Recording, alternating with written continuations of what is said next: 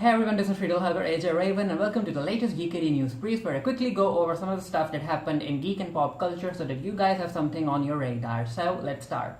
I'm going to begin with this week's box office. So Godzilla, Rocketman and Ma were the three films that opened quite wide in the US, and even though Godzilla, King of Monsters was able to top the box office, the opening wasn't that great. It was even lower than the previous Godzilla film, and the Rotten Tomato score is just not good. It just seems that people and a lot of critics aren't just feeling this new movie. I haven't watched it yet. I have only watched the trailers, but yeah, I might catch it on streaming, I'm not really sure. However, fun fact is that the sequel to Godzilla King of Monsters, which is titled Godzilla vs. Kong, has already been filmed and it is scheduled to be released in 2020. So even if the box office for Godzilla King of Monsters isn't that great, you know that Lionsgate is probably going to end up releasing the next film, the sequel, because they've already filmed it. So maybe the sequel might do better because a lot more people are familiar with King Kong rather than all of the kaijus that were shown in Godzilla King of Monsters. As for Rocketman, the Elton John biopic, it opened at around $25 million, and because it's R-rated, it's understandable why it didn't open higher. The weekend box office is like half of what Freddie Mercury's film Queen was able to make. So yeah, the fun fact is that Queen, the director for Rocketman is the same as the director that Fox ended up hiring to finish up Queen after the Bryan Singer scandal.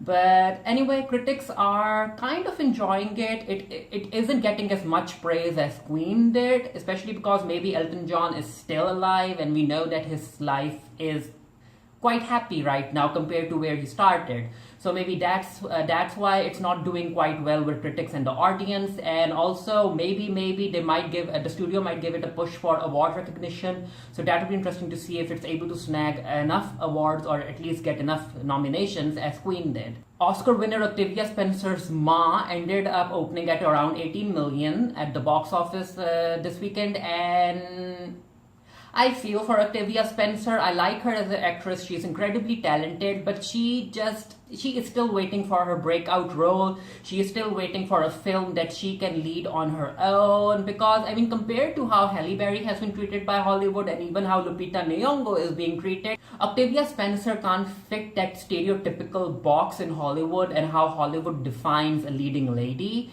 But fingers crossed that Octavia does get the film, the type of films that her talent deserves. As far as gaming news is concerned, a lot of gaming news isn't being released because of E3 coming right up. I'll be covering most of it depending on the titles that are talked about. However, the Pokemon company did end up releasing some new information about new Pokemon games that fans should, and services that fans should be that you should be aware of. First up, we have Pokemon Sleep, which, yes, as the name implies, it's a game that's going to award you with Pokemon points or whatnot. Details haven't been shared yet, but apparently Pokemon Sleep is going to track your sleeping patterns and going to award you maybe Pokemon items or whatnot. I'm not really sure, but the app is going to be released sometime in 2020, so it'll be interesting to see if Pokemon is able to encourage people to get more sleep, or at least the healthy amount of sleep that they should be getting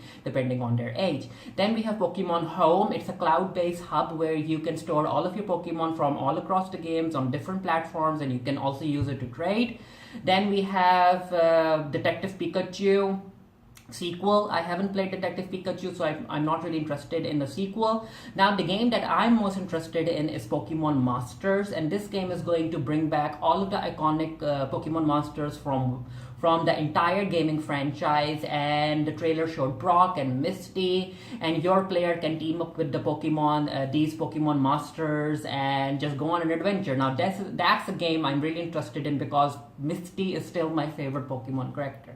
In more gaming news, Magic the Gathering, it's a card game. I haven't really played it, but I do know about it. So the Russo Brothers, who directed Avengers Endgame and Avengers Infinity War, they have signed on for this project by Netflix. It's an animated series by Netflix, and There aren't a lot of details shared, and probably this animated series might not even be released in 2020, maybe by late 2020 or in early 2021. We are not really sure. But Russo Brothers are going to direct an animated series, and yeah, I'm excited just because I'm a fan of what Netflix did with Castlevania. The animation was fluid, there were a lot of action sequences, and because Magic the Gathering has these people who can use magic and special attacks, that's something that I'm interested to see in animated form. Now, what I really hope is that the animation isn't the same as that Dragon Prince animation, because I'm not a fan of that. The last thing I'm going to talk about is that Robert Pattinson has been cast as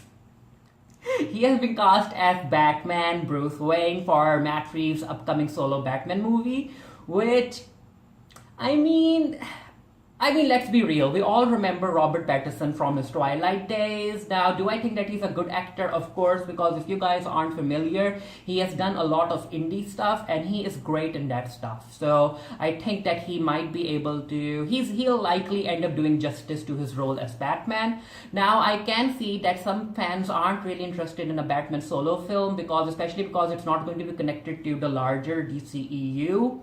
And they are just not interested in having a rehash of the Batman lore.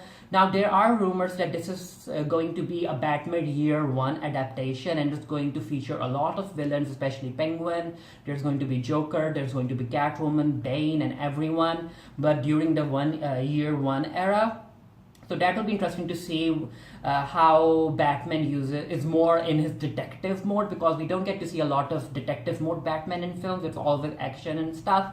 And there are rumors that Robin, a very young Robin, might appear too.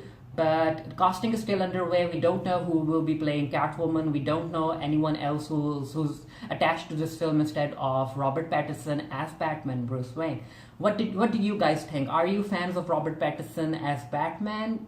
Let me know. So yeah, that's that for the Geekiary News Briefs. Now, before I end this video, I would like to direct your attention to a survey that we are doing on the Geekiary, our parent website. Now, the Geekiary tries to cover all of the content that's interesting for you. We do a lot of queer representation, we do a lot of books, a lot of TV shows, movies, games, and all of that stuff. So the link to the survey will be down in the comment section below. Please take out like 1 or 2 minutes, it won't take longer than that, and take the survey and let us know about the content that you want us to cover. It will help us like mold the website to become better. So yeah, again, I'll greatly appreciate if you guys consider taking the survey. Again, the link will be down in the comment section below. And let me know if you have any news that you wanted me to talk about, or you want to know, let me know about. And yeah, until next time, stay happy, stay safe, stay blessed, and I'll see you guys later.